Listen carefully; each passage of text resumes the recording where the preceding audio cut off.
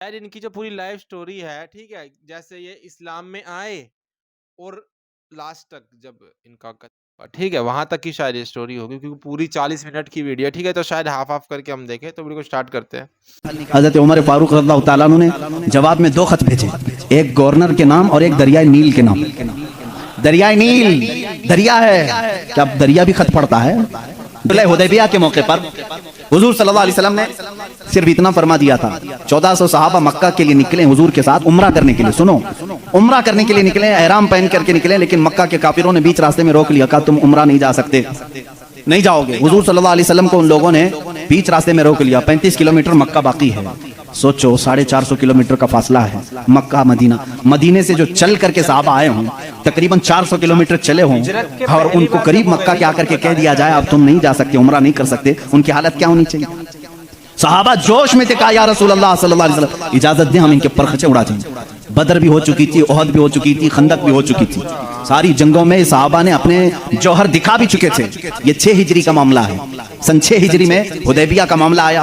हुजूर सल्लल्लाहु अलैहि वसल्लम अपनी निगाह नबूवत से देख रहे थे। आपने फरमाया नहीं, जंग नहीं चाहता मैं, इसलिए कि हम हालत एहराम में हैं, हालत एहराम में हम जंग नहीं चाहते। हुजूर ने सुलह की बात कर ली मक्का वालों से, वो बज़ाहिर दब करके सुलह लग रही थी, तो उसमें हजरत उमर सबसे ज्यादा बेकरार। एहराम का मतलब है वो मम्मी उम्रा के लिए जा रहे थे, जो काबा है ना, जो हमने वीडियो नहीं ब्लॉग नहीं देखे थे, उसमें वो व्हाइट कलर के कपड़े पहन के बिना सिलाई वाले कपड़े हैं, मुस्लिम जो बांध के जाते हैं, तो वो उस हालत में थे, ठीक है।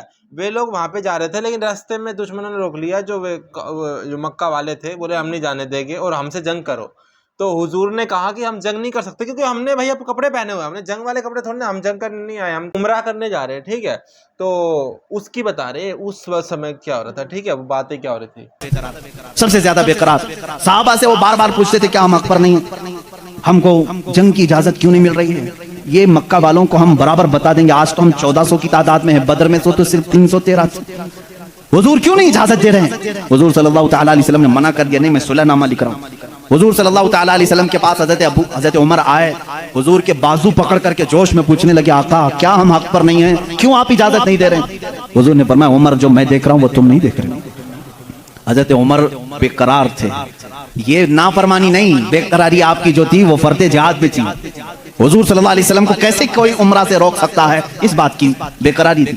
हजरत उमर ने ये सोचा कि अबू बकर को मना लूं, अबू बकर मान गए तो रसूलुल्लाह को भी ये मना लेंगे। हजरत अबू बकर के पास आए, सिद्दीक अकबर रज़ियल्लाहु ताला अन्हु को उन्होंने जोर से कहा, ए अबू बकर आप नहीं देख रहे हम 1400 की तादाद में और रसूलुल्लाह सल्लल्लाहु अलैहि वसल्लम सुलह लिख रहे हैं मक्का वालों के साथ सुलह, वो भी ऐसी सुलह कि हमारी उसमें इज्जत नहीं है। मक्का वाले ऐसी सुलह लिखा रहे थे कि जिसमें उनके ही फायदे थे, मदीने वालों के फायदे नहीं थे। हजरत उमर बार बार कह रहे थे, हजरत अबू बकर सिद्दीक को जला लाया, उनके हाथ झटक दिए। हजरत अबू बकर सिद्दीक ने कहा इल्ज़म ग़र्ज़क या उमर, ऐ उमर अपना होश संभाल, तू किसके फैसले पर बात कर रहा है? वो मोहम्मद रसूलुल्लाह सल्लल्लाहु ताला अलैहि वसल्लम, अल्लाह के रसूल सल्लल्लाहु अलैहि वसल्लम, जंग कहें तो जंग है, सुलह कहें तो सुलह है। मेरा ईमान है कि रसूल जो करते हैं वो अपनी तबीयत से नहीं, वो वही इलाही से करते। हजरत उमर ने कहा उस दिन मुझे एहसास हुआ कि ईमान क्या है, रसूलुल्लाह की हर बात को मिनान तस्लीम करना, ये सिद्दीक़ अकबर से सीखो। उसको उस सुलह को हजरत उमर ने तस्लीम किया। ये सिद्दीक़ अकबर रज़ियल्लाहु ताला अन्हु की ज़ात तय्यबा थी। मेरे अजीजों, अगर इन्हीं पर पूरी बात खत्म हो जाएगी, मेरा वक्त निकल जाएगा। सैयदना अबू बकर सिद्दीक़ रज़ियल्लाहु ताला अन्हु तकरीबन, मुझे वो वाली बात याद आ गई हुजूर की, जो हुजूर ने हजरत अली को कहा था, ठीक है, कि तुम सुबह का सूरज देखोगे, उस भरोसे पे वो लेट गए थे, है ना, उनको पता है कि मारने आ रहे हैं मुझे, पर क्योंकि हुजूर बोल के गए मैं सुबह का सूरज देखूंगा, तो अब चिंता नहीं है कि उन्होंने कह दिया, अल्लाह के रसूल ने कह दिया तो मैं देखूंगा, तो वो याद आ गई मेरे को बात है। 2 साल और चंद माह आपने खिलाफत की उमूर को संभाला, और आपकी उम्र मुबारका 60 साल से तजावुज कर चुकी थी, 63 साल के करीब आपकी भी उम्र मुबारका थी। ठंडियों की वजह से आप गौसल फरमाए और उसी में बीमार हुए। जमादिल आखिर का महीना था, जमादिल आखिर की 18 तारीख थी, जब सैयदना अबू बकर सिद्दीक़ रज़ियल्लाहु ताला अन्हु अपने चंद सहाबा को जमा किया और क्या वसीयत की जानते हैं कि ये मेरा आखिरी वक्त है, मैं खिलाफत को 6 सहाबा के हवाले करके जा रहा हूँ जो अशरा मुबशरा में से थे। हजरत उस्मान थे, थे, हज़रत अली थे, हज़रत उमर थे, हज़रत तलहा थे, हज़रत अब्दुर्रहमान बिन औफ थे, ये सहाबा साद रज़ियल्लाहु ताला अन्हु थे। ये सहाबा के हवाले करके जाते हैं, ये आपस में जिसको खलीफा बनाए, ए मुसलमानों तुम उसको खलीफा मान लेना। देखें खिलाफत के मामला कैसे चल रहे हैं, वो मैं आज आपको डिटेल में ले जा रहा हूँ। यह 18 जमादिल आखिर की तारीख थी जब हज़रत अबू बकर सिद्दीक़ रज़ियल्लाहु ताला अन्हु अपने घर वालों के साथ बैठे, आखिरी वसीयत ये करते हैं, मेरा इंतकाल हो जाए, मुझे गुस्ल दिया जाए, कफन दिया जाए, तो दफन करने से पहले मेरे जनाजे को रसूल करीम सल्लल्लाहु अलैहि वसल्लम के हुजरे के सामने लाकर रखना। हुजूर सल्लल्लाहु अलैहि वसल्लम का मज़ार अक़दस कहाँ था? आयशा सिद्दीक़ा का हुजरा था और दरवाज़ा लगता था, वो एक कमरा था, दरवाज़ा था। हज़रत अबू बकर कहते हैं उस दरवाजे के पास जनाजे को लाकर रख देना और ख़बरदार कहीं ले जाकर के उठाकर दफन न करना, बल्कि बाहर खड़े होकर के इजाज़त मांगना। ऐ अल्लाह के रसूल, तुम्हारा रफीक, तुम्हारा दोस्त आपके बगल में दफन होने की इजाज़त मांगता है। अगर रसूल करीम सल्लल्लाहु अलैहि वसल्लम इजाज़त दे दें तो मुझे हुजूर के पहलू में दफन कर दें। ये हो सकता है मेरे अजीजों, इस बात को शायद वहाँ भी सुन रहे होंगे तो तड़प जाना चाहिए उन्हें कि सिद्दीक़ अकबर ने ये नहीं कहा, साहबा ने भी ये नहीं पूछा इजाज़त कब्र वाले से, कैसे इजाज़त? वो रसूल पाक कब्र में है और कहने वाला कोई आम आदमी नहीं, अबू बकर सिद्दीक़ है, खलीफतुल मुस्लिमीन है रज़ियल्लाहु अन्हु। साहबा ने भी कुछ भी कहा नहीं, ठीक है, सबको शायद अकीदा वही था जो आज बरेली के इमाम ने हमें दिया है। साहबा का अकीदा वही था, तू जिंदा है वल्लाह, तू जिंदा है वल्लाह, मेरी चश्मे आलम से छुप जाने वाले। इसीलिए उन्होंने नहीं कहा, पूछा नहीं। वफात हो गई, गुस्ल के बाद, तजहीज़ तकफीन के बाद जनाजा लाया गया और उनके मुताबिक साहबा ने दरवाजे के बाहर खड़े होकर के पूछा भी, ए अल्लाह के रसूल, आपका रफीक, आपका खलील, आपका यार गार आपके पहलू में दफन होना चाहता है।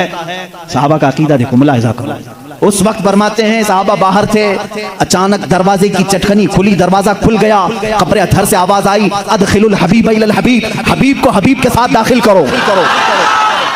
अज़ीज़ान गिरामी, रसूल करीम सल्लल्लाहु तआला अलैहि वसल्लम की इस आवाज़ को कौन नहीं पहचानता था? सिद्दीक़ अकबर रज़ियल्लाहु तआला अन्हु को इजाज़त के बाद दफन किया गया है। हुज़ूर अकरम सल्लल्लाहु तआला अलैहि वसल्लम के पहलू में वो आराम फरमाए हैं। सिद्दीक़ अकबर की क्या ज़ात है मेरे अज़ीज़ों, दुनिया में थे तो रसूल के साथ रहे, कब्र में हैं तो रसूल के साथ हैं। मेरे आका ने फरमाया, क़यामत की सूर फूंकने के बाद दुनिया की सरजमीन से सबसे पहले उठने वाला मैं होऊंगा, दूसरे नंबर पर अबू बकर सिद्दीक़ होंगे, तीसरे हज़रत उमर होंगे। हुज़ूर खुद फरमाते हैं, ऐ लोगों तुम्हें मालूम है महशर के मैदान में मैं किस तरह से आऊंगा? मेरे आका फरमाते हैं, मैं अपनी कब्र से उठूंगा, अबू बकर व उमर उठेंगे, मैं दोनों के हाथों पर कंधे, दोनों के कंधों पर अपना हाथ रख करके मैदान महशर में आऊंगा।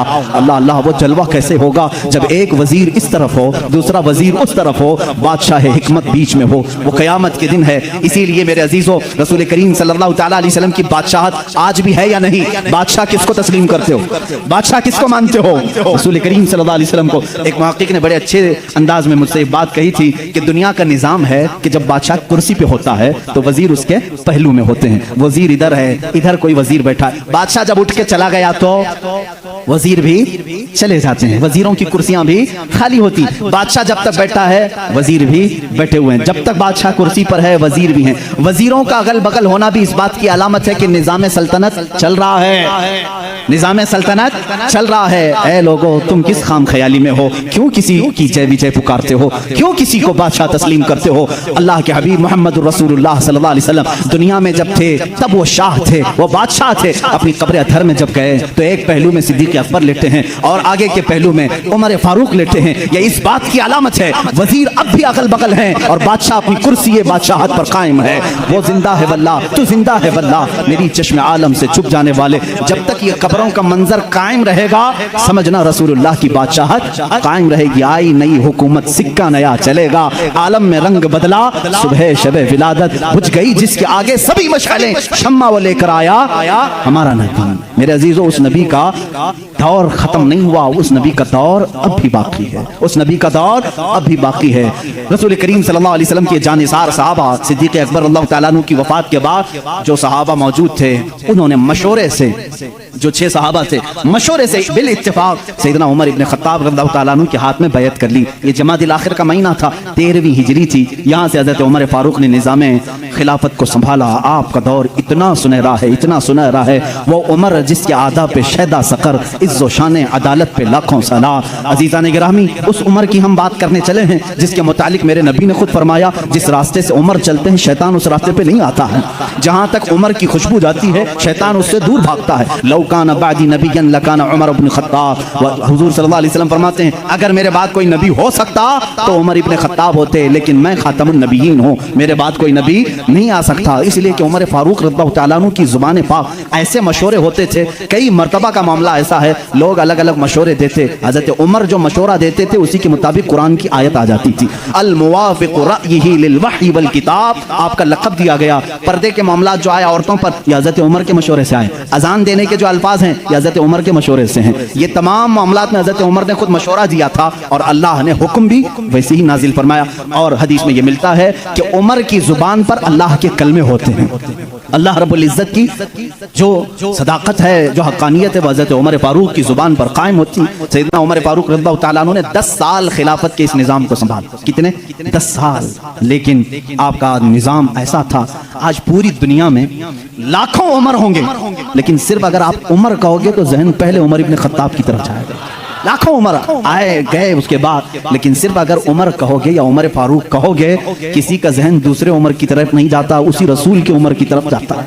अपने तो अपने गैरों ने भी मिसाल थी, गैरों ने भी मिसाल थी हिंदुस्तान की। यहाँ पर गांधी जी को आप कौन नहीं जानता? नहीं जानोगे तो विटामिन यम भी नहीं रख सकते। गांधी जी ने खुद अपने तहरीर में लिखा है, मौजूद है ये बात, मोहनदास करमचंद गांधी की बात कर रहा हूं कि मेरे पास हमारे पुराने लोगों की तारीख पेश करने के लिए कोई चीज नहीं है, क्योंकि जिन भगवानों का तज़किरा आज किया जाता है, गांधी जी ने कहा मुझे मालूम नहीं वो हकीकत में थे भी कि नहीं थे। ये मैं दूसरों की बात नहीं कर रहा हूं, इसीलिए तो गांधी जी को आरएसएस वाले नहीं मानते। हाँ, साफ बात मैं बता रहा हूं। उन्होंने लिखा है कि मुझे मालूम नहीं कि हमारे मजहब की जो शख्सियत हैं वो हकीकत में थी भी कि नहीं थी, लेकिन हिंदुस्तान की पार्लियामेंट अब कायम होगी तो जो भी संभालेगा मैं उसको 2 नाम दे सकता हूं कि उनकी तरह संभालो, एक अबू बकर दूसरे उमर का। कहा कि ये 2 नाम खाली ख्याली नहीं है, फील्ड पर थे और करके दिखाया है। गांधी जी पढ़े लिखे आदमी थे और हिस्ट्री के वो शौकीन भी रहे, जिसकी वजह से तारीख में इस तरह की दिलचस्पी थी। इन शख्सियात का हवाला क्यों दिया? कुछ लोगों ने पूछा भी, कहा कि निज़ाम खिलाफत, निज़ाम हुकूमत संभालने का मतलब ये नहीं है कि कुर्सी पर बैठे और किसी किले की फसील पर चढ़ करके सिर्फ चिल्लाए। ये निज़ाम हुकूमत संभालने का मतलब नहीं है। निज़ाम हुकूमत संभालना अगर चाहते हो, तुम्हें अगर कुर्सी पर बिठाया गया है तो दूसरी सबसे बड़ी तुम्हारी जिम्मेदारी क्या होती है, वो ये 2 खलीफा की जिंदगी में देखो। हज़रत उमर कहते हैं मैं ढूंढ करके गरीबों की मदद करना चाहता था, जो बेकस है, जो मजबूर है।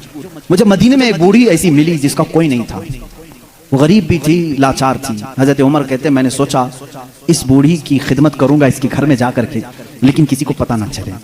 हज़रत उमर कहते हैं मैं सुबह जब गया उसके घर पर, उसके घर का कचरा पूरा साफ था, बर्तन धोए हुए थे, उसका बिस्तर झाड़ा हुआ, लेकिन वो औरत अपने बिस्तर से उठने के भी काबिल नहीं थी, बूढ़ी औरत थी। हज़रत उमर कहते हैं दूसरे दिन मैं गया, फिर साफ सुथरा था, ये बूढ़ी औरत कैसे काम कर जाती है अपने घर के। तीसरे दिन वो कहते हैं मैं फजर की नमाज से पहले छुप कर देखना चाहता था ये औरत अपने हाथों से कैसे घर की सफाई करती, लेकिन वो कहते हैं मैं चौंक गया। दरवाजे पर एक कोई शख्स आया, कंबल ओढ़े हुए, जल्दी जल्दी झाड़ू झाड़ रहा है, बर्तन मांज रहा है, बिस्तर सलीके से लगा रहा है। अजान हुई और फौरन बाहर निकला। हज़रत उमर कहते हैं मैं इस पुर असरार खादिम को देखने के लिए आगे बढ़ा, कंबल उठाया तो वो सिद्दीक़ अकबर थे, खलीफतुल मुस्लिमीन, वक्त का खलीफा। इसीलिए तो खैरों ने मुतासिर होकर के कहा दिन में अगर वो निज़ाम खिलाफत संभालते थे तो रात को अपनी रियाया की खबरगिरी भी करते थे, रात को अपनी रियाया की खबरगिरी करते थे। यही हाल सैयदना उमर इब्न खत्ताब का है। हज़रत उमर रज़ियल्लाहु तआला अन्हु गश्त करते थे मदीने की गलियों में। एक बार तो ऐसा हुआ कि मुल्के शाम से वापस आ रहे थे, हज़रत उमर एक घर के पास रुक गए। उस घर की औरत जानती नहीं थी। हज़रत उमर इस तरह से अजनबी लोगों को पूछते भी रहते थे। ये फोटो मीडिया और सोशल मीडिया का दौर भी नहीं था कि हर बादशाह का रोजाना फोटो छपना लाजिम हो, नहीं जानते थे। बहुत सारे लोग चेहरे से भी नहीं वाकिफ होते थे। हज़रत उमर वहाँ रुक गए, उस खातून से पूछा खलीफतुल मुस्लिमीन उमर इब्न खत्ताब के बारे में जानती हो? वो कहती हाँ जानती हूँ, बहुत अच्छा आदमी, लेकिन मेरी उसको खबर नहीं, मेरी उसको खबर नहीं। कहा क्यों? कहा मुझ तक उसका गल्ला पहुंचा नहीं है, मेरे घर में भी फाका है। हज़रत उमर ने कहा उमर अमीरुल मोमिनीन वो मदीने में रहता है, तेरे तक खबर कैसे पहुंचेगी, इतनी दूर तू रहती है मुल्के शाम के रास्ते में। उस बूढ़ी औरत ने कहा अगर उसको यहाँ तक की खबर नहीं पहुंच सकती तो उसे खलीफा भी नहीं बनना चाहिए। अगर इतने दूर की किसी गरीब की खबर उसको नहीं पहुंचती तो उसे खलीफा भी नहीं होना चाहिए। हजरत उमर उस रात इतना रोए कि उनकी दाढ़ी भीग गई। सच कहा इस खातून ने, गए बाजार से सामान खरीद कर अपने कंधे पर उठा लाए और उस औरत के घर पहुंचाया।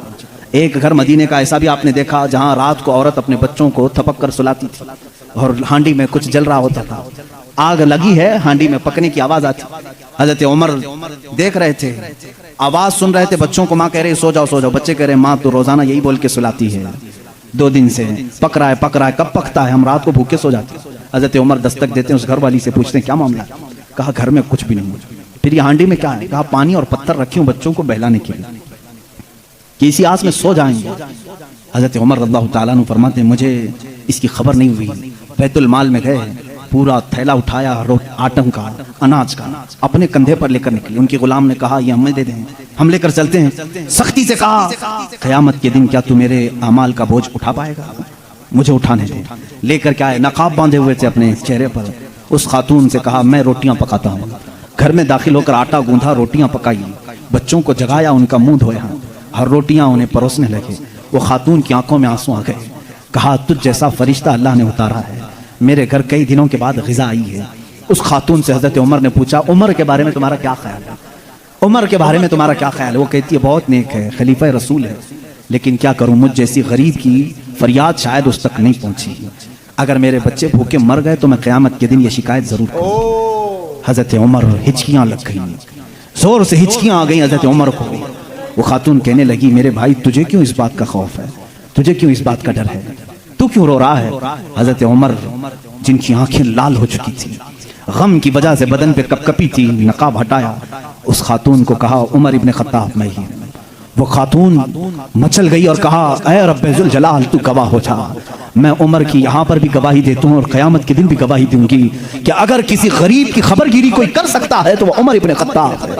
1 साल पूरे मदीने में कहता गया, वो पूरे साल तक हजरत उमर फारूक ने सालन नहीं खाया, रोटी को पानी में भिगोते थे, खाते थे। लोग कहते थे आप क्यों नहीं खा रहे हैं, आप खलीफा हैं। कहते थे कहत का दौर है, पता नहीं कौन भूखा है और कौन खाया है, मैं उस वक्त तक नरम नहीं खाऊंगा जब तक मेरी पूरी रियाया खुशहाल ना हो जाए। हजरत उमर का ये निजाम था, जिसके बाद हालात ऐसे हो गए। सिर्फ 2.5 साल के बाद, सिर्फ 2.5 साल की खिलाफत के बाद मदीने के हालात ये थे मेरे अजीजों, मदीने वाले अपनी ज़कात लेकर बाहर आते थे, लेने वाला कोई नहीं था। ज़कात लेने वाला कोई नहीं, सब ज़कात देने वाले थे। सिद्दीक़ उमर इब्ने खत्ताब रज़ियल्लाहु ताला अन्हु ने इतना कैपेबल कर दिया था। हज़रत मुआज़ बिन जबल यमन से वहाँ का माले गनीमत मदीने में भेजते हैं हज़रत उमर के पास कि मदीने के गुरबा और मसाकिन में ये बांट दें। बहुत माल आया था, हज़रत उमर ने वो ज़कात के माल को हज़रत मुआज़ बिन जबल पर ये कह करके वापस कर दिया, मदीने में अब कोई फ़कीर नहीं रह गया, सब ज़कात निकालते हैं, इसका कोई मुस्तहिक नहीं, यमन में ही बांट दो। हज़रत मुआज़ ने फिर दोबारा भेजा कि यमन में भी कोई फ़कीर बाकी नहीं है, जो थे उनको बांटने के बाद ये भेजा गया है। हजरत उमर ने वो माल दूर के किसी मुल्क भेजा जहां फुकरा व मसाकिन से ये निज़ाम अदल अगर कोई कायम कर सकता है तो वो उमर इब्ने खत्ताब है रज़ियल्लाहु ताला। और जानते हैं पूरी कायनात के लिए, पूरी दुनिया के लिए हजरत उमर के वो काम जो आज भी दुनिया उनकी प्यासी है। और पार्लियामेंट के लॉ बनाने वालों के लिए मेरा चैलेंज है, उमर इब्ने खत्ताब के बनाए हुए कवानीन को छोड़कर आज पूरी दुनिया की किसी पार्लियामेंट में मुकम्मल लॉ कोई बना ही नहीं सकेगा। इसलिए कि जराइम के कवानीन, बच्चों के कवानीन, औरतों के कवानीन, बूढ़ों के कवानीन, सबके कवानीन सबसे पहले हजरत उमर फारूक ने मुरत्तब किए। और जानते हैं ये लेआउट बनाने वाला सिस्टम, डेवलप करने वाला सिस्टम, सिटी बनाने का प्लान सैयदना उमर फारूक का दिया हुआ है। सबसे पहले बसरा और कूफा आपने बनाया था, यानी मास्टर प्लानिंग के साथ सिटी बनाई गई। रोड बनाने का सबसे पहला काम हजरत उमर फारूक ने किया है। तारीख सबसे पहले हजरत उमर फारूक ने कायम की। बैतुल माल का निज़ाम सबसे पहले हजरत उमर ने कायम किया है। मस्जिदों के मुअज्जिन और मस्जिदों के इमामों के लिए तनख्वाह का सिस्टम हजरत उमर फारूक ने कायम किया है। और इतना ही नहीं, अदल का हाल तो ऐसा था कि किसी के साथ कोई रियायत नहीं, किसी के साथ कोई रियायत नहीं, चाहे वो कोई भी हो। मिस्र के गवर्नर के बारे में लोगों ने सिर्फ इतना कहा कि इनके यहाँ बहुत कीमती घोड़ा है, बहुत पैसों का घोड़ा है और इनका लिबास बहुत महंगा है, ये गवर्नर हैं। हजरत उमर के पास ये शिकायत आई, उनको बुलाया और बुला करके कहा तू रियाया के साथ क्या करने के लिए तुझे भेजा गया, वहाँ के पैसों से तूने कीमती घोड़ा खरीदा, कीमती लिबास पहना। वो उनकी गवर्नरी को माजूल करके 100 बकरियां खरीद करके उनको दिया कि अब जिंदगी भर ये बकरियां तू चराएगा। बकरियां चराने पर गवर्नर को रख दिया। ये उनके मामलात में फिर कोई कुछ नहीं कह सकता था। बड़े बड़े सहाबा, हजरत साद इब्ने अबी वक्कास को माजूल कर दिया था। खालिद बिन वलीद रज़ियल्लाहु ताला अन्हु, जिनको सैफुल्लाह कहा जाता है, जिस जिहाद में भी वो जाते थे फतह होना लाजमी हो जाता था। ये तो सबको मालूम है। हजरत खालिद बिन वलीद अपनी जिंदगी में इतनी जंगें की हैं, कोई जंग में शिकस्त नहीं हुई। उनका ये फख्र था, जब जिहालत में थे ना, इस्लाम नहीं लाए थे, वो जंग ओहद के सिपह सालार बन के आए थे, उसमें भी उनको ही फतह मिली थी। कहते कुफर की हालत में भी अल्लाह ने फतह ही दी थी, इस्लाम में आए तब भी अल्लाह ने फतह ही लिखी थी। हजरत खालिद बिन वलीद एक ऐसे जर्नेल का नाम है जिसका नाम कयामत तक कायम रहेगा, लेकिन हजरत उमर फारूक रज़ियल्लाहु ताला अन्हु ने सिपह सालारी से उनको माजूल कर दिया। सस्पेंड करना मामूली बात नहीं, लेकिन हजरत उमर क्यों करते थे जानते हैं? बाज लोग इसको नुक्ताचीनी करते हैं, हजरत उमर इसको हटाए उसको हटाए। हजरत उमर फारूक रज़ियल्लाहु ताला अन्हु के पास कुछ लोग सिफारिश लेकर के आए, खालिद बिन वलीद के बगैर जिहाद का मैदान कैसे होगा? उनको आपने माजूल किया। कहा माजूल किया हूं, लेकिन सिपाही बन करके वो जाएंगे, सिपाही बन करके जाएंगे, सिपाही सालार कोई और होगा। साहबा ने पूछा इस फैसले को लेने में कोई हिकमत है अमीरुल मोमिनीन? अल्लाह अल्लाह तवक्कुल देखें। अमीरुल मोमिनीन ने कहा हाँ जरूर हिकमत है। मैं मुसलमानों को यह बताना चाहता हूं कि कोई जिहाद, कोई जंग खालिद बिन वलीद की वजह से फतह नहीं होती, अल्लाह की मदद से होती है।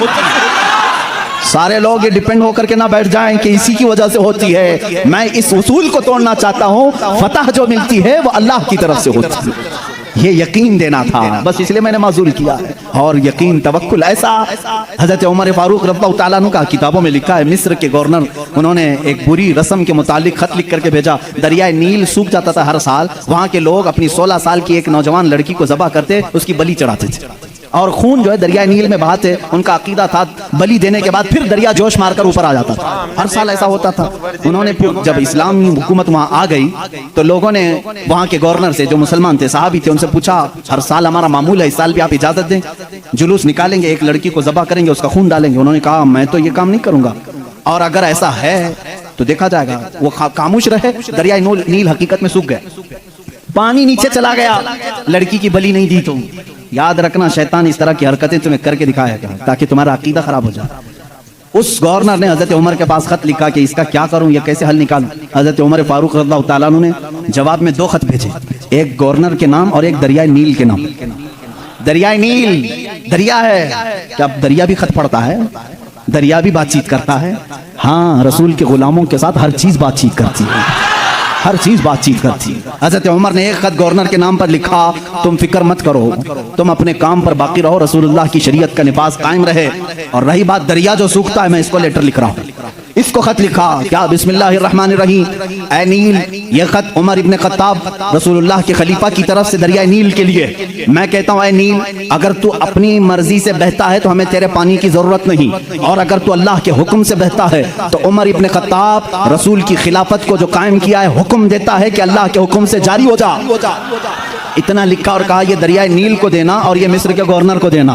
खत लेकर के कासिद आया, कासिद ने गवर्नर को खत पकड़ा है, गवर्नर के नाम पर था, वो पहुंचा, दरिया नील के नाम पर था, जो दरिया नील को दिया गया।